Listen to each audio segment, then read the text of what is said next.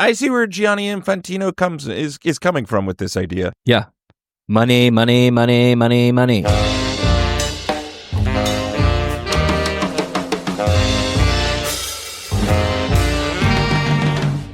Hello and welcome to Expected Own Goals. We're finally doing Bay FC, I swear edition.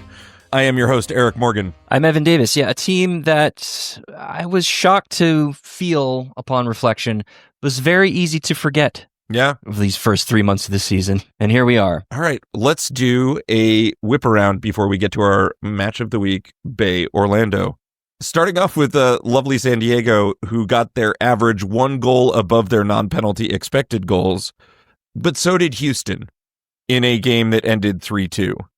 Evan, is this a good sign for Houston? No. What are you talking about? I didn't think so either. Houston had a really tough time containing San Diego for long stretches of that game. This was a tough one for Abby Smith. Friend of the pod, Theo Lloyd Hughes, who covers the Dash extensively. I don't know if it was him or somebody else, asked Fabrice Gautrat in his pre-match presser about the change in goalkeeper from Jane Campbell to Abby Smith. And he essentially said that just Campbell was not playing well enough to be considered a starter at the moment, that they were trying to make the position really competitive, which is wild to think about because there's not been a starting goalkeeper other than Jane Campbell for about 8 years. And Theo's commentary on that was that Abby Smith is just playing at a really, really high level and that Campbell had fallen off. And while it is true that Campbell has indeed fallen off, I don't know if I agree that Abby Smith is playing at a high level. And that's, she's 31. She's been around for a long time. She hasn't been a starting keeper in a couple of years coming off of injury. I'm not sure we should expect her to be that. But yeah, this was a rough game for her. Yeah. And part of the reason that San Diego overperformed their XG was directly due to the way she was handling a couple of those goals. Yeah, that's correct. And, San Diego jump out to a 3-0 lead and Houston show signs of life in that game, which is good. But I think the game state does tell some of the story of that one. All right, let's go to the funniest XG, non-penalty XG score of the weekend. Utah 0, Gotham 3. Yeah. Gotham put up 0.4 non-penalty XG, scored 3 goals. Yeah. I mean, I guess for a team that has somehow struggled to find goals, this was a positive, but there was just nothing going on in this game. Except for red cards. Maybe you could say Esther's first goal and the 2 red cards in the back end is what gave this sucker some spark. Otherwise, it was just a grind fest. Yeah, again, I feel like this is a Utah team that really just kind of can't find their way. They looked okay for the first 20 or so minutes of this game. Just really capitulated after conceding. Is Utah one of the worst teams in league history? Well, we've talked about this a couple of times before. It sort of depends on how you want to measure it. Do you want to go by points per game? Do you want to go by, expected data? Do you want to go by that raw figure, or do you want to adjust to what that team's Z score in that stat was relative to the rest of the competition? I think that the last time I checked, that even if despite the fact that they don't have the lowest non-penalty XG differential per game, 2023 of all time, 2023 Chicago relative to the league that year in 2023 is the worst team of all time. But if you want to do it another way, go with Christ, my child. You can look at it in a different way.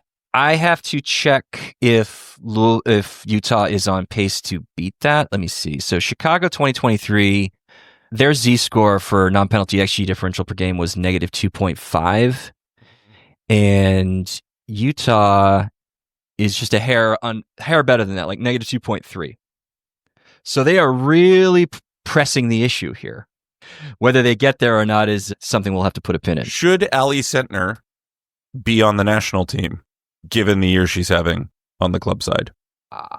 I think if this point in the cycle, as Emma Hayes wants to start to consolidate sort of the pool of 30 or so maybe just a little bit under that number for who she's going to try and work with extensively over the next year.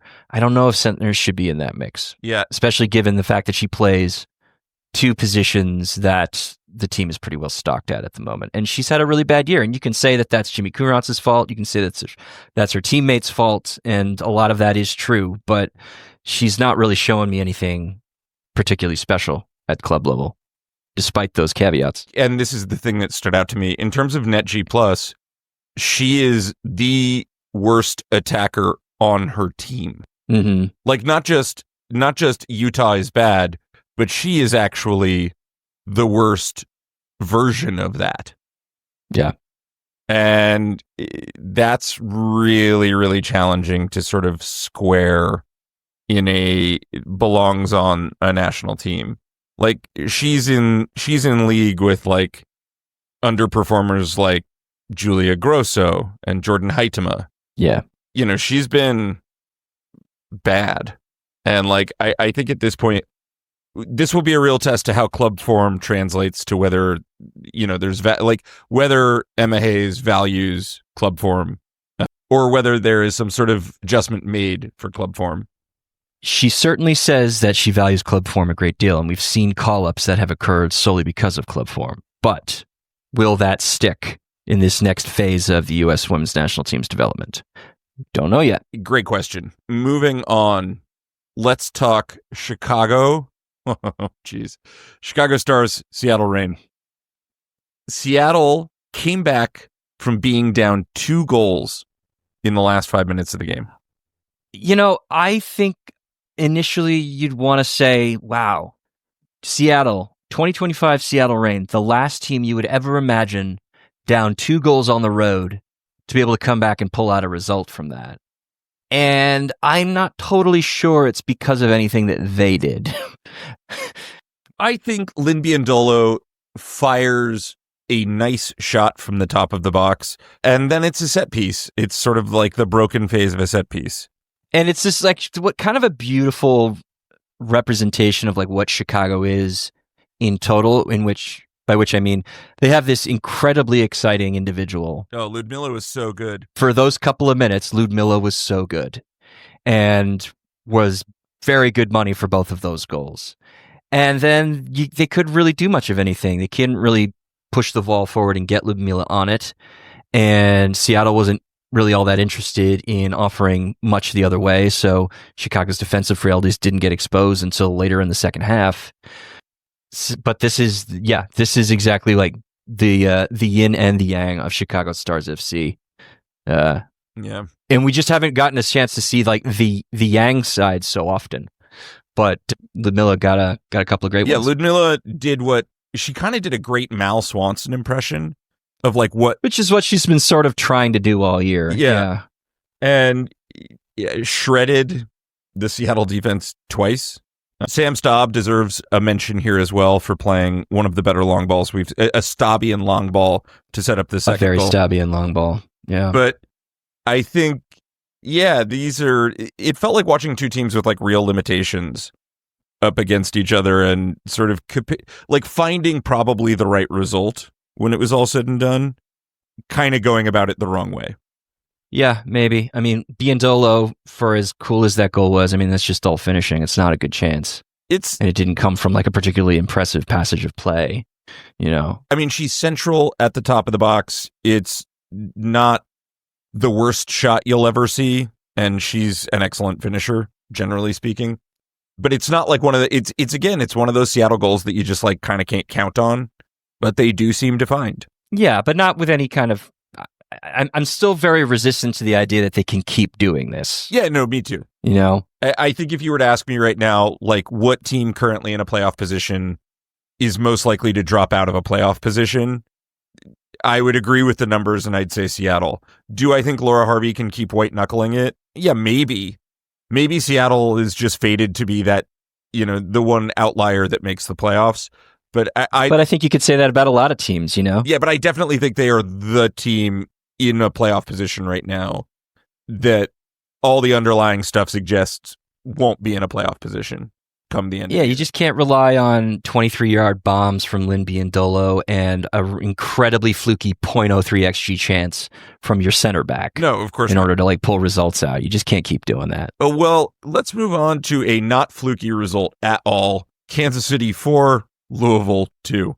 Yeah. The Kansas City Current, we probably owe an episode about them and how they are doing what they are doing.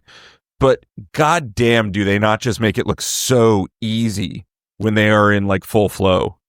And sometimes can make it look hard, which is, again, sort of the whole thing of the last year and a half. Like, there'll just be these little windows where you can pin them back. But how did you phrase it a few weeks ago? You said KC's quote unquote frailties are just a mousetrap ready to snap your neck. And those 3 or 4 minutes that Louisville had that led up to the Chinakanu goal was you thinking that you were lulling Kansas City into an area of complacency, and then what happens 5 minutes later? Chewinga just absolutely lays the beat down. Yeah. And Chewinga, like, credit to Louisville, like, they wrapped Chewinga up, like there have been a few games this year where defenses have been able to double and triple team Chewinga and not allow her good looks or good spots. But Louisville is at a talent disadvantage against Kansas City, and at that hour of the game, they were just wiped. And the second you let Chewinga have an inch, she's going to take a mile. Mm-hmm. Yeah, I mean, like Chewinga, and Louisville, who had been getting somewhere around an A for defensive Chewinga in the game up until that point, promptly dropped to a C by bombing the final. But also, like, but they're chasing the game. But also the beginning of the game is an illustration of like what you do when you are at a talent disadvantage and your defense spends so much time on one player. Yeah. Because Michelle Cooper and Bia made you look like fools. Under the hood, it's not that bad a result for Louisville. That said, this was a game state game for sure. I think if I was a Louisville fan, I would have been probably pretty discouraged. That they showed signs of life in the second half is a good sign. I think we both think Louisville's a pretty good team. It's just on the road to the best team in the league. This is tough. Yeah. And also, like, if you want to show real signs of life, especially for the next few weeks, because we know what Louisville's schedule is like in the next few weeks, you need to show us a little bit more than what you did in that last half hour, despite the 2 goals. I mean, there were good pockets of play, but you didn't really run the show in the last half hour. Sure. And that's going to be something you have to think about dealing with the next few games. Sure. I think if you asked me to score their hardest fixtures in this 6-game run of hell, this is the hardest fixture away at Kansas City. But yeah, I'll be curious to watch the return fixture on this one. Let's move on to, oh my God, I can't believe they dropped points again. I'm so looking forward to including our Alex Straus interview at the end of this game. But we talked to him last Thursday and asked the question about dropping points, and it just happened again. So I feel like this has got to be a tremendously frustrating first 2 games for Straus, who, as he said to us in the interview, lost like 2 games over the past 3 years. He is now. Yeah, and he said in the press conference after the North Carolina defeat that he said, "I'm not used to this." I'm like, yeah, we know. And he's putting on a positive face, but yeah, I mean, especially like to have the result end up being bookended like that, where Courtney Vine in the first 45 seconds and then Brianna Pinto at the very end. Yeah. And then, North Carolina kind of running the show for a lot of the game in the middle, barring a couple of points, like Riley Tiernan's goal. Great header. Yeah, and then somebody had a shot in the 73rd, 74th minute from Angel City that was a really strong chance. But otherwise, Angel City is what Angel City always has been. And Sarah Gordon said afterward that it's a mental thing, and that it's actually gives her, she and Madison Hammond both said it gives them a lot of confidence that it is a mental thing, because they think that's more fixable than if it was a physical or a technical problem. But we might have to be the ones to write the book on how Angel City in 3.5 years across 4 head coaches and multiple permutations of lineups and rosters and players. Keep doing this. Yeah. Because the sample size is like getting worryingly large to just keep saying that it's a fluke. Yeah, I think especially given this game, I think it, last weekend, Angel City, it was flukier, frankly. Like, for sure. Yeah, this game, Angel City shipped 3 non-penalty XG. Yeah. That is going to get you beat a lot of the time. And North Carolina had a ton of really good chances in and around the 6-yard box. The goal came the way it came. It's misfortune, loose ball on a corner, but also not an unfamiliar position for the North Carolina attack in that game. And the balance is not there for Angel City. And frankly, since we came down hard on North Carolina a couple of weeks ago, they have occasionally put together performances that look like this and are more inspired. And actually, if you look at the non-penalty XG differential per game over the last 6 or 7 weeks since we had our big, autopsy of the Nejas era, not only did they switch to a different formation to try and get their best players on the field at the same time and be a little bit more aggressive while sacrificing possession at the same time, they're also been they've been like the number 3, number 4 team in that period. Yeah. And hats off to them. And hats off to fucking Monica Matsukubo, who just keeps proving it. The Jaden Straus situation continues to not resolve itself. Yeah, she and Ali Sanchez both on the bench. Ashley Sanchez. Yeah. This felt like a rotation game, maybe more than, an interesting rotation game. But North Carolina came out. Sanchez was great when she came on. Yeah. If you think Ali Sentner shouldn't be with the squad during the next round of call-ups, Jaden Shaw also shouldn't be, given what's happened with her club form or just total lack of club opportunity. This has been a runner for the season. What does it say also about Angel City that a team like North Carolina going on the road would choose to rotate a bunch of starters? Yeah, it's not complimentary. Yeah. Not at all. A team that was not particularly rotated on the road in Portland, the Washington Spirit, got beat. Again, did you know that the Washington Spirit have never won a game in Portland over the entirety of their existence? I had not known that before this weekend when that stat got passed around. That's wild. Yeah, I know. Well, it makes some sense because Washington has not always been good, and Portland generally in this history of this league has been good. Sure. And I think maybe the one that's just the most surprising is that Spirit didn't manage to get a result last year when they came to Providence Park. But here we are, and the streak continues. Yeah, the Spirit put together one of the worst halves of their season, and Portland put together one of the best halves of their season in the first half. It was really one-way traffic.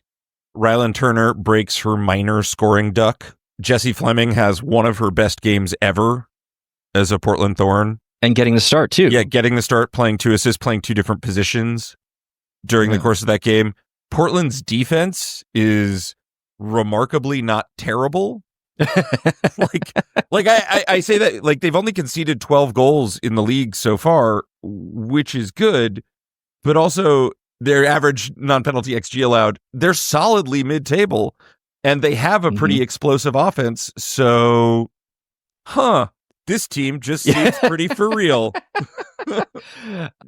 Unfortunately, due to the timing of our records every week, and the time it takes for ASA to spool up its projection model every single week, we only ever have the Trevor Lerner ELO model available to us when we do record main feed, which is not the full picture we would like, but the Lerner ELO model pegs Portland for 5th place by the end of the season.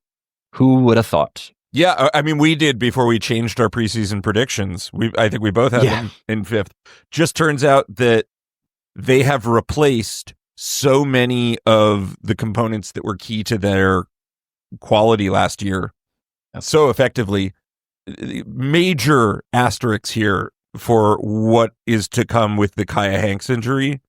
But Portland also has Pietra Torden, who came on and, scored a goal.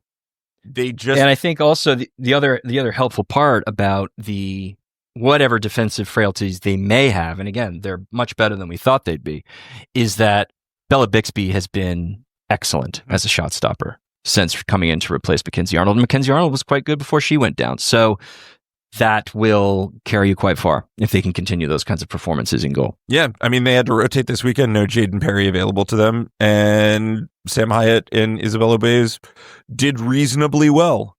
The Washington Spirit sort of get this is like so many times this year, the result probably should have broken this way, and it hasn't. This time, the Washington Spirit sort of end up on the end of a result that feels, given the game state of everything, pretty justified. It's not like they weren't capable at points in this game, but they really struggled. Yeah, Bethune had a pretty awful game in general.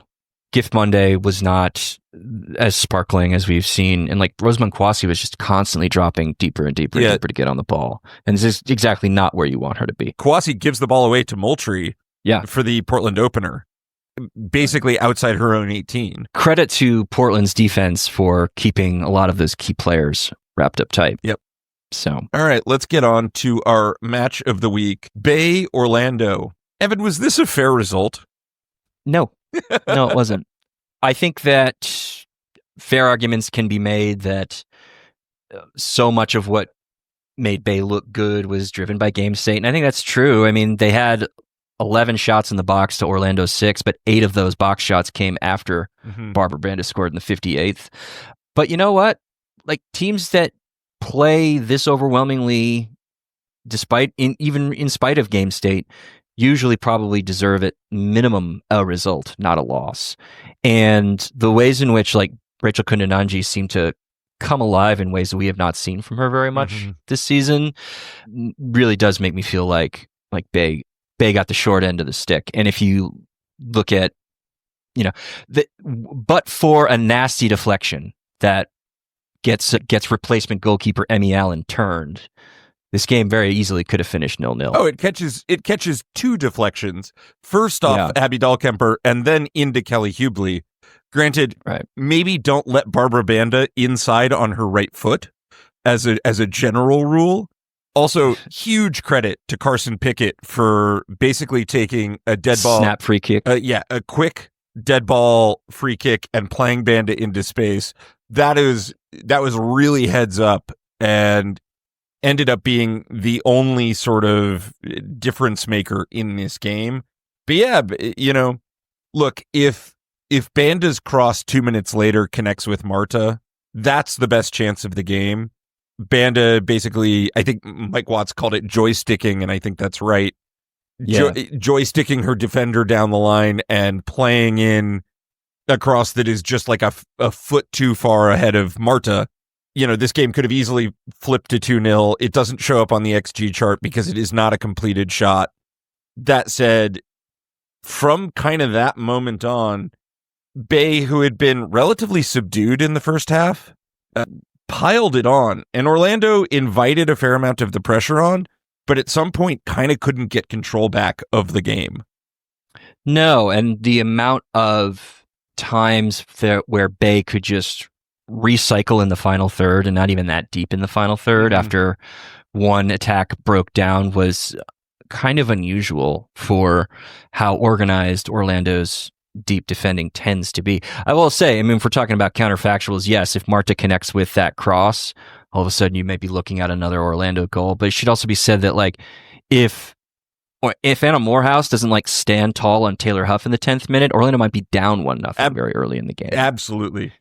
And boy, Anna Morehouse, who I think will probably come away with some criticism in this game for spilling the ball to what ended up being, I believe, Penelope Hawking. Yeah, and that's another time where like maybe we would be talking about a different result if she, if Hawking can actually like get that thing on frame rather than have it be blocked. Yeah, forcing Nadanner into arguably the best save of the game. Anna Morehouse still had a really good game.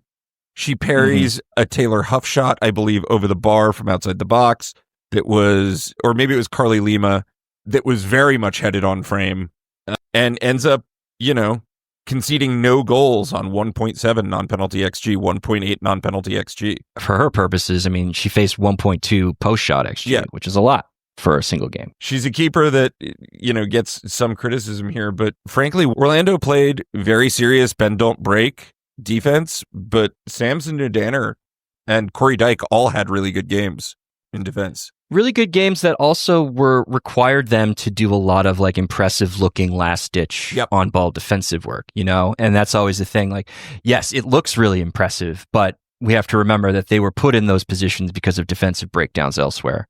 Yeah, they really had, once Bay started applying sort of more of a full court press, they were able to find Kundananji in space to run. And Kundananji, who did beat Sams for pace a few times, kind of had to wait up for supplemental runners in the box to do anything with the end product she was trying to create. And that sort of allowed Emily Sams to get back in positions. But once Orlando had the ball, they found it really, really challenging to play forward into the midfield, which is, again, a credit to like Bay's second line pressing and their ability to like turn and cycle. In some ways, do you feel like this was Bay's best game of the season? That's interesting. I mean, I'd have to go back and look one by one. I'm not sure if I agree with that. There's like a performance that I'm trying to nail down in my head that I feel may have been a little bit better. But I think what this game might signal in terms of quality and maybe future quality is that one of the areas of Bay's offensive woes has been to find ways to get Rachel Kundananji the ball, and whether that means pushing Taylor Huff out of the 10 and almost into a support striker position to add numbers, or if it's making Kundananji drop deeper and deeper, and she spent a fair bit of the game fairly deep today too. Nothing has really clicked, and so you can't get Kundananji to turn and burn, and Oshuala is dead weight, and Penelope Hockey still can't buy a start for some fucking reason.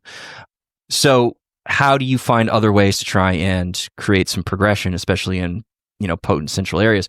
Well, I think that the last 3 games have given Bay FC a progression option, and that's Hannah Bibar. Yep. Hannah Bibar, who is probably going to have one of the more interesting rookie years in league history, simply for the logistics of it all, being signing and then training and then playing and then leaving the team to go finish a degree and then coming back to the team. It's only now, since she wrapped up her master's program at Duke, that she has had the chance to become a member of the roster on a regular basis, and she has slid right straight into the starting 11, playing more as an 8, occasionally as a double 6 with Pickett, but being the progressor and letting Pickett try and do the defensive work. And Bibar's been kind of excellent at it. Yeah. Like, she is posting, I think, she's like a 0.03 net passing above positional average per 96 in terms of G+ value. And that's great for a central mid to put that kind of figure. And you can see that there are now progressive passing options to feed Kundananji and not constantly have to think that Kundananji has to make dribbles from the halfway line, or for, Carly Lima or Hubley or Dahlkemper to try and go over the top. I mean, there was some of that. I think Kundananji's best chance in the 64th minute was a long ball from Hubley, and she did have to make a dribble from the halfway line. But now there's this other node of attacking spark that is not fully bedded in yet, but I mean, the amount of promise that Bibar is showing is got to be encouraging, I think, for Bay FC fans. Yeah. And so there's maybe just more attacking potential, I think, that we've seen in the last 3 weeks. And this is probably the best game that they have played since Bibar came into the 11. I think the only other game where they've had this level of XG dominance is the 2-2 draw that they had in Houston. Otherwise, in terms of just like what they created versus what they allowed, this kind of is their best performance. Yeah, and it's a better opponent than Houston, so yeah. By a lot. And a little dispiriting to not get anything out of this as a result. But also, Bay find themselves right there in the race for a final playoff spot, which, given the performances earlier in this season, was not a given. And they feel like, Hannah Bibar, I'll be the voice of mild hesitation here. She has come on strong. We saw Maggie Graham come on strong. We've seen lots of rookies have great a great couple of opening games. And then there's some tape, and then they get scouted, and then they get shut down, and then they become less productive. That said, Bibar is in a position that Bay have desperately needed someone to step in and do anything. And I think that's what I'm reacting to. Like the distance they went from pre-Bibar to Bibar is probably larger than most teams replacing a central midfielder, even if Bibar isn't necessarily going to be like mega elite this year. That's right.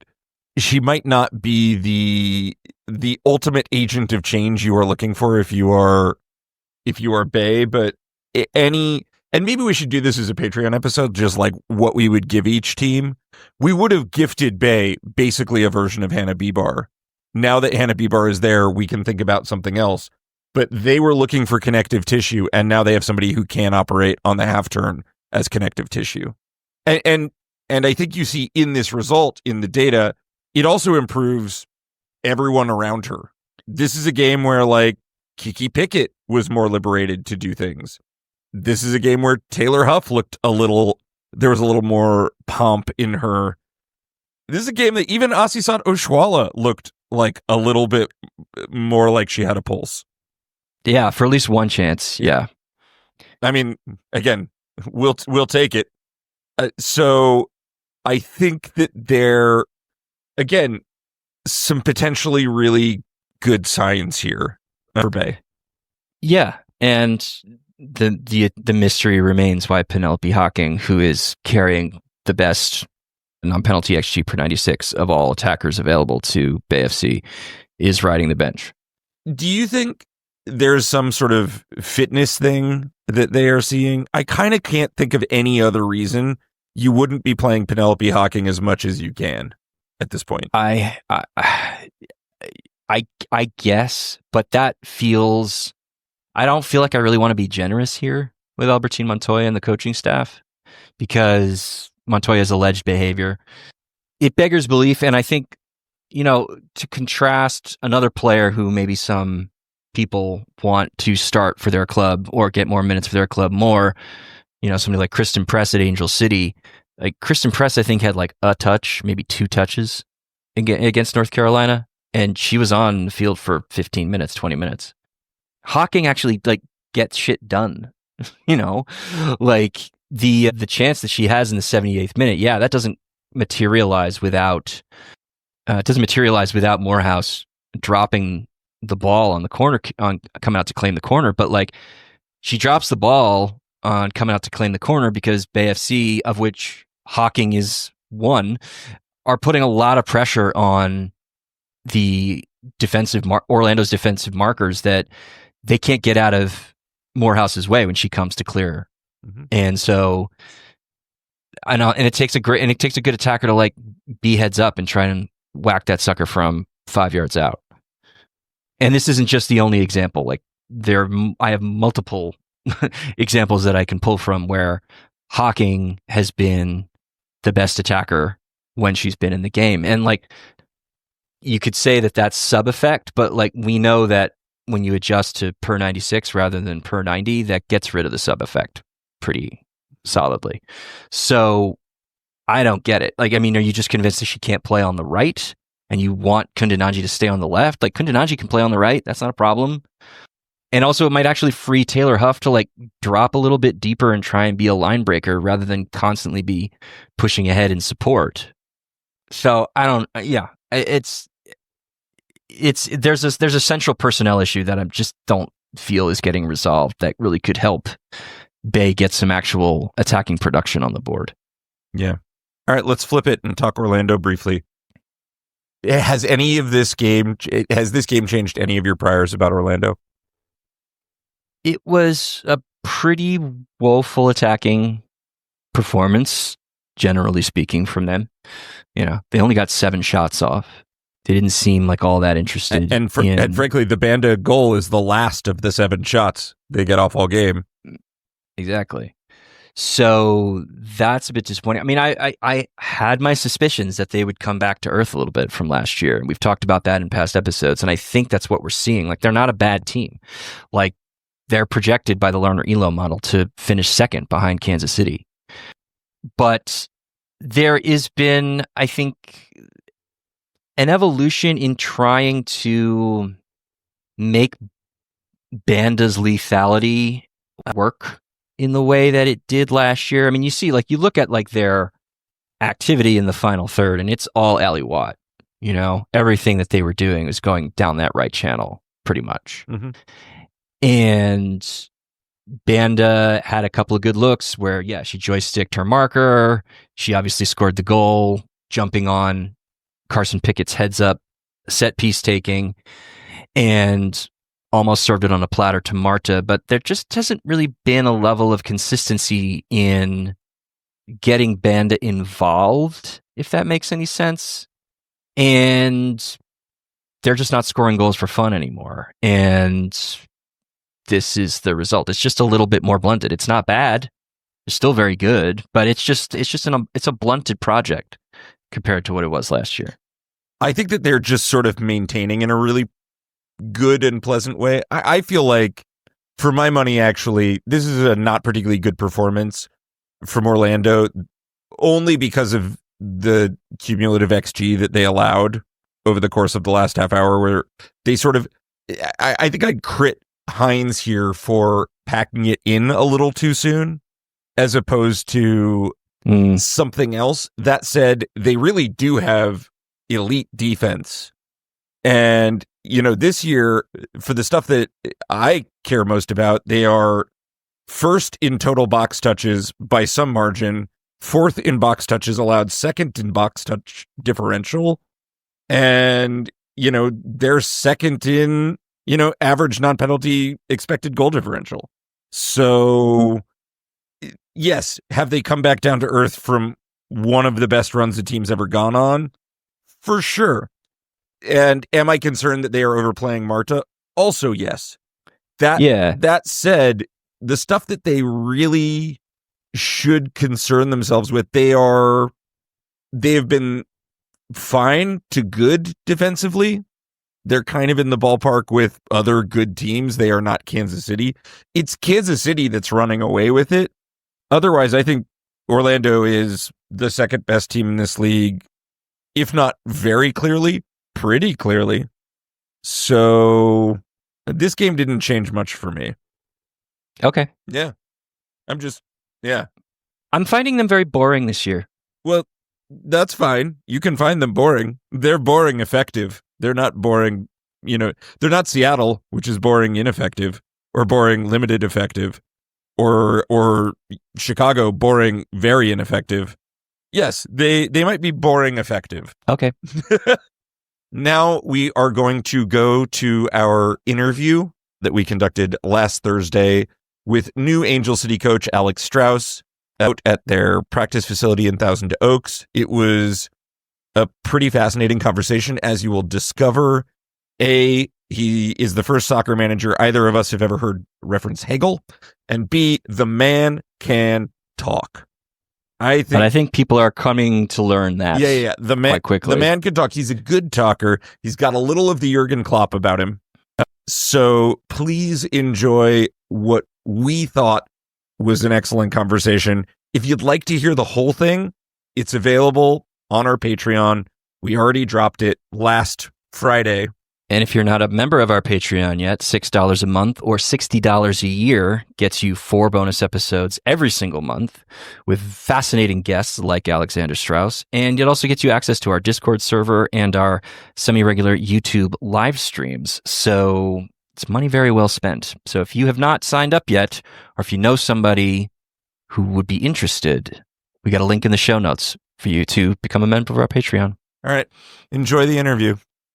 We've got a special one here today. Alex Straus joining Expected Own Goals. Alex, welcome to the show. Thank you. Just to tee it off, I know that last weekend's result probably wasn't what you were hoping for. Angel Cities, historically, over the period of its existence, has dropped more points from winning positions than any other team over that same period of time. How do you plan to change that culture? Thank you for to start with that question. It's like we try to build a positive thing. It's like no, it's hard. It's no, but I think that last week was last week. It was. If I start with that, it was a difficult situation. It's one training session, and then you go in and play, and you cannot affect so much. The same is also for this week and next week. It is a process of building, and we have a break in July, and then we can start putting things in. But we already started.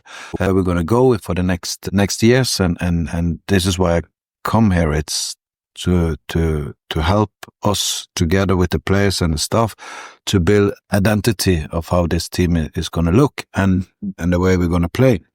And these things sometimes it's a little bit simplified. Something it's very complex to build a model of play in every phases of the game, every moment of the game. It's not about just running and sprinting and being strong in the duos and the first and second balls. It's that as well, but it's also a lot of cohesion. It's a lot of connections between human beings and people and understanding each other when we go do what and what does that affect me. So to build that is. I always talk about that a lot, about open, complex systems, which we are as human beings. And when you put 11 open complex systems together to interact with each other, and you compete against another open complex system consisting of 11 open complex systems, you hear the word complex is going. So that's the way it is. And for me, it's like, what do you do here now? We can do two things. You can go in and you can try to take the short road, the short way, or you can build something that put some fundamentals in place, and so when you win, you be consistent, like the top teams, and we know where we are. So the second question, when we come from winning positions and losing points from winning positions, okay, that's a part of the reality, and I think that's what we need to also to look at here. I love the city. I love everything about the club. That's why I left one of the best teams in Europe to come here. It's and we won trophies, and they will probably win trophies again. But there is another challenge, It's a different thing here, and I think that when we get this right in the future and we get the consistency, this is the place to be. There is in the world of women's soccer. This is going to be in the spotlight, and I talked about this many times last week. It's about all of these things that's been done here with this club. It's like even before they probably had a player, maybe only CP or Christian Press was here. And everybody in the world, I was in another part of the world, knew about this project, and it was so exciting.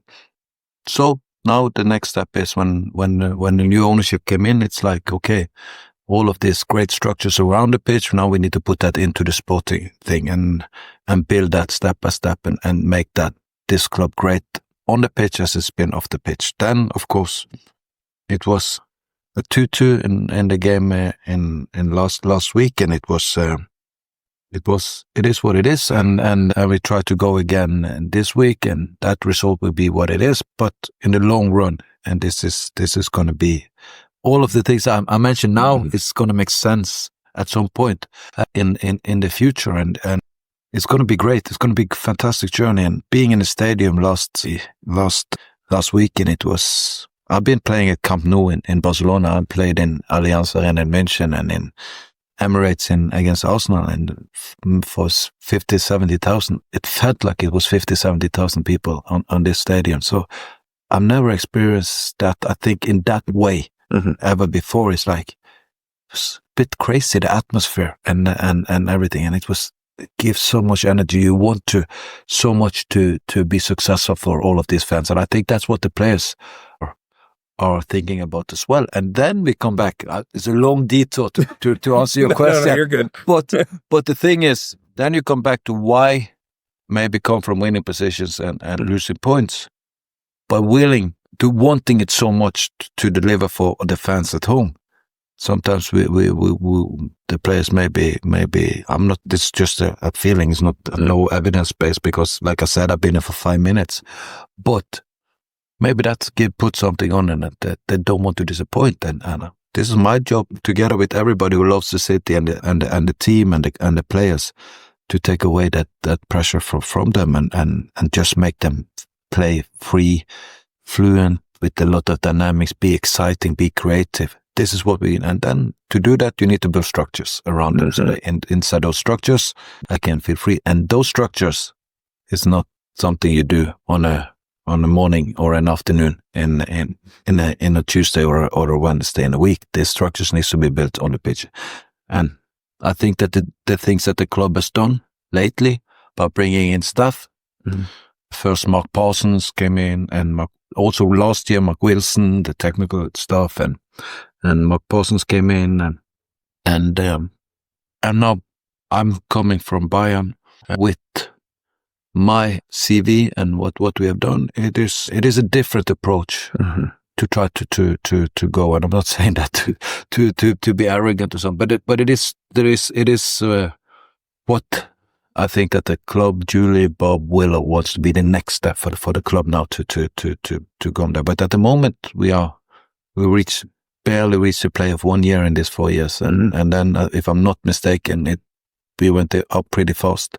Last year we went, last year we were 12th, and we are where we are now. We are 9th. So to go somewhere, I think we all need internally for us, but also externally, know where we are, where we start this journey, and we welcome everybody to be a part of this journey and to be traveling with us, because when we arrive together with the fans, with the club, with everybody, when we arrive where we're going to arrive, it's going to be so fantastic. But there are no shortcuts in these journeys. This is my experience. It's a long answer. I don't know, but I'm slowly becoming used to that. Bayern, when you were there, never held less than 61.5% of the ball. You have to round up to get to 60 for the only time a team in the NWSL has ever gotten to 60% possession in a season. North Carolina in 2023, at least in the last 6 or 7 years, when we're doing a better job of following those stats. I was struck last week by you talking about how you never want your ideas to change. You're here to adapt them to the players that you have, but you have to have an identity, and that identity feels very much based in control, possession. And I wonder if, and I was also struck by the way that you said, like, well, maybe we need to try and figure out a way to bring the league along toward that, in the years to come, with the acknowledgement that it's going to be a long-term project. This isn't a short-term project. How do you manage to accomplish that when, if say the distance between you and Chicago is a lot smaller in talent than the distance between Bayern and Jena, or Potsdam or something. We've always theorized that possession is more a byproduct of success rather than a cause of success. And I'm curious to hear, A, if you think that's true, and B, how you manage to accomplish implementing that identity, those ideas that you say you've had for a long time in an environment that really kind of wants to push back on that and has for much of its existence. Good question. Really good question. I need to prepare then. No, but I think okay, now it's going to be a long answer again. But it's okay. We welcome this. But I think the starting point, I think for everybody, is you have to have values and what you stand for and what you do and what you do, and it needs to reflect you. Because I think I listened to another podcast about this. People use often the word philosophy, like about football philosophy. I've got this asked a lot, this question. I don't think you can use that word. Philosophy is much more, it's who you are. But I believe philosophy and the football philosophy, or game ID, which I speak about when I talk about football, is connected. So who I am as a person reflects how my teams play football. So that doesn't mean that I need to control everything, but I like us to be proactive. I like us, as I use the word, main actor on the pitch. I like the other teams to react to what we do, and to do that, I believe. And again, I use the word I believe. So, sometimes you read things on. I know this is a detour again, but people use the term it is. Yeah, it is a byproduct. The possession is a byproduct, or it is a cause. It is nothing. It's your perception of it, you know. So it's what I say is my perception. So that's why I use the word I think that this player is better than this. I don't know, because you might have a different perception. So, but it reflects who I am. So that was it, off the detour again. But it just to give a context of what I'm saying. What I'm saying here is like, so my philosophy, my life philosophy, who I am. I want to be open. I want to be transparent. I want to do this. Then I want my team to play like that. I want them to be fluent. I want them to be dynamic, to be able to do all of these things. Then we come to football philosophy. That's football philosophy. That's philosophy. And then we come to game idea. This is how you can live by your principles and those things. And that's how my Bayern team did, or my SK Brand team did before, which was similar. And when I talk about that, those things, those two teams play the same type of football in total different systems, for example. So people tend to talk about structures in systems. I'll talk about structure in shapes. So that's the difference. So when people are very fixated, sometimes if it's fans or if it's media, whatever, do they play 4-3-3 or 4-4-2 or whatever? Doesn't matter. That's where you adapt. That's where you put, I need to find how can my players be comfortable. So I played with one team which was very successful with a back three. And then I go to the next team and I try that, okay, and I see that, okay, these players are not comfortable playing with a back three. They used to play with a back four. Okay, then I adapt, but I don't change my idea. I don't change my principles and what I stand for. So me coming here, I think there has been a lot of perception again. Back to this, it's like, oh, the American game is very transitional. The European game is more possession-based or whatever, or more controlled or structured, if you say it in that way. But why is it like this? And this, I think, is the interesting question. For sure. Because it's just truths that we tend to accept. So why can we not change the future? You know, if we can take everything that's great in America and NWSL and take the great things from the European football or soccer. Again, you used to talking about football and soccer is crazy. But if you can do that and if you can merge that, that would be, there's a thesis and it's an antithesis and then becomes a hypothesis, you know? And this is the way when we talk about philosophy. This is Hegel, if you German philosophy. So we have this. So this is the way I think. So if I can do this, but I can adapt it to the structure here and what the place is doing here, it becomes something new. And it might sound very floating and very like this, but it's the truth. This is who I am. And I think probably people have tried before, but if you want to make changes, you cannot stop trying. And I think that's, you can also go out there and try to buy the best talents. In this league, it's different than in Europe. You know, Chelsea can do that, or Barcelona can do that, or Lyon can do that in Europe. But for example, Kang cannot do the same in Washington as you're doing with Lyon, because you have a different structure in American League. You have the caps and stuff like that. And that's why you have to find a different way to be successful. That's what makes it also interesting, you know, because you can go from being 9th or 12th and in 2 years become number 1. If you're going to do that in Germany, we were maybe number 2 or 3 to become number 1. It takes the same amount of time to go a very short distance. Here you can go bigger steps in a short because of the regulations.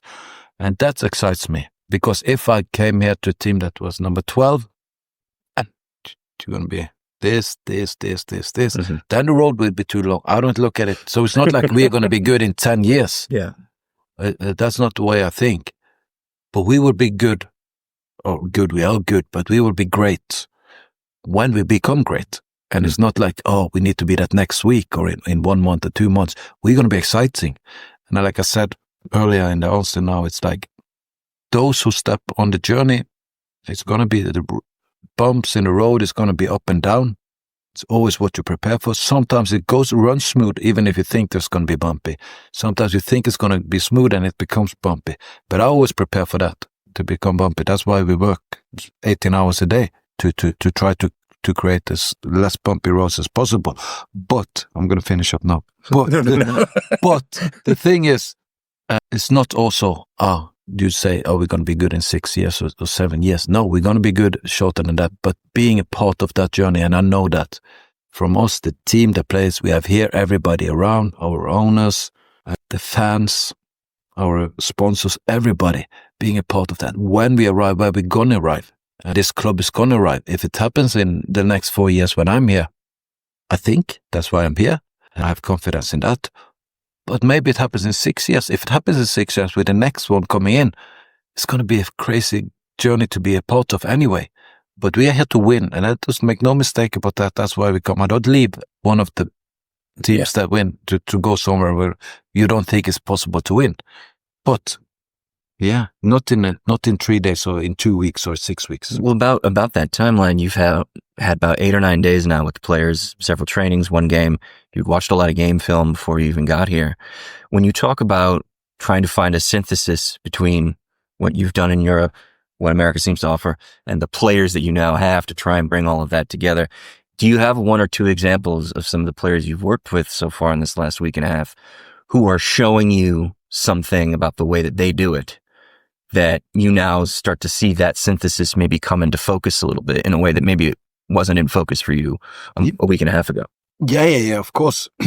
I can mention a lot of players in this case, but I'm saying this now. When are you going to air it? Well, it goes out to the main public next week on Tuesday. Okay, good. Yeah. So we are in a starting phase where we're probably asking players to do what they not normally have done, you know, because there will be changes. And if they would not be asked for changes, the changes was not in order, I would not be here. Yep. So there is a reason I'm here. So then we need to try to develop players, because I believe in that. I believe in that people can adapt, people can change. And I think based on the feedback they give to me, maybe they behind my back they do say something else, but my feeling, the feedback they give me, both by energy and the feedback in words, is they love it. So some, for example, players who's used to play, maybe a defender who's used to be maybe told that she's not going to be a part of Villa, we go long and your job is to defend. Maybe we try to now to develop, okay, we need you to be a passer, we need you to be the starter of our attack. This player's never done that before, and she's a long experienced player. For example, she gets new excitement. She can rediscover football or soccer again and develop and grow in this, because we have to do that. I cannot just, it's not like I go here, change from red to pink and bring 25 players who also change from red to pink. We have the players here. The adjustment needs to come when it comes. What's been needed to done, we will do, but the main part is the players here. So, but I can mention a lot of players. But then we talk about this synthesis that I mentioned. It's like, for example, Riley Tiernan. If I'm going to give you a name, for example, it's easy to talk about Alyssa or whatever. But if we talk about Riley Tiernan, and I don't know how familiar you are with the Bayern team I had, but if you compare her to Pernille Harder, for example, they're different, but also similar, you know. But Pernille has won 10 championships in a row and played 100 million national team games, every big tournament. She's 30, she's 10 years older than Riley. And she comes from a background of playing for Bayern, Wolfsburg, Chelsea, Linköping, a lot of professional, successful teams. She's been ranked as the best in the world at some point. So obviously, I ask the same of Riley as I do of Pernille, but Riley's way of executing what I ask, she needs to find her way to do it. You understand me? Does that make sense? Yeah. But I would not ask Riley to do exactly what Pernille is doing if I didn't see there are similarities, you know. But nobody, it's like snowflakes, you know. It's like nobody's the same. But Riley is a very interesting player. I think if I'm talking about one, I could talk about Casey Fair, which we're not seeing so much as well, which is a really, really exciting player. And to work with this player excites me. If we give them time to become as good as they are going to come, and that is going to be a responsibility for a lot of us. It's a responsibility for you, for me, for fans, whatever, because make them grow, because they will be great either here or somewhere else. But if we can be great here, we all will want. That's what we all want. But that might mean that in that process we need to make sacrifices on the short term. So I cannot sign, for example, a player who will not give Casey Fair a chance to play. Mm-hmm. So she needs to develop or Riley to develop into a Pernille Harder type of player. Yeah. But for me, back to again my detours, but back to Riley, for example, she's a rookie this year. She's played 11 games in the NWSL, and she has so much raw talent. And I think that the things that she needs to go to where she's going to go is what I can bring. That's what I come with, the experience and maybe coming from a different environments and different background where it's not only about speed and power and athleticism. Yeah. Sorry. No, it's okay. But it's about understanding moments of the game and see shapes, understand what's going to happen next, decision making. That's cool. If you can put that into her power and way, or Casey or whoever. But since we talked about Riley, I think that could be a huge asset for her. And for me, it's also coming here. It's also my growth. I said it last week. It's important for me to grow because, like I said, I was in a good place. I said it many times. But what I feel coming here, even if it's tougher, because we are not the best team, it gives me a lot of energy to come here and go that road again. And I think Mark also said it. I think I'm like a builder. When I come to a certain level and we have reached the target, I'm not the one who just maintain. Then I need something new. And that's why I came to Angel City. And this is, like I said earlier, now it's when we come to where we want to go, it's going to be the most exciting place to be in the world. But we need everybody on board for the journey. Talking about mentality, how do you tackle setbacks? Is there an instance in your career where you feel like you had a setback and overcame it? Could you just sort of illuminate that process, how you overcome and how you get everyone on board with that philosophy? I think you are the first manager I've ever spoken to quote Hegel, or even reference Hegel. Yeah, no, I read a lot of philosophy. But that's an interest, a hobby. It's not like, but for me, it's can tackle. I tackle it, I tackle the disappointment of the first goal of Chicago in last weekend. It's like a free goal. It's like you cannot do anything. It's like I tackle the disappointment when I believe that the girls deserved more, even though we were not far from perfect. We deserved more. So those moments is hard. You asked me a couple of questions maybe last week about the disappointment of Champions League with Bayern when we went out there. Like I said, the team that won the Champions League, we scored 7 goals against this year, and we were far better than them, and still we went out in the quarterfinal, and they went on and won it. And I don't know if it's disappointment or annoying. It annoys me, but it's probably a combination. But no, it is. I try to rationalize it, try to reason it. Why does it happen? And what's on me and what's out of my control? And this is, I think so I'm turning 50 later this year.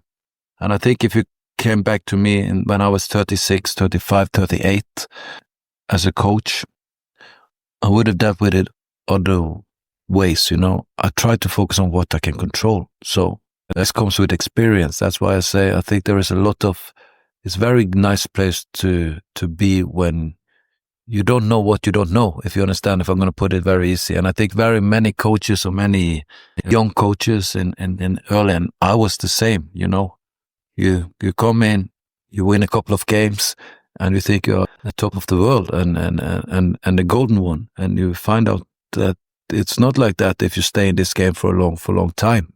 So you need to find ways to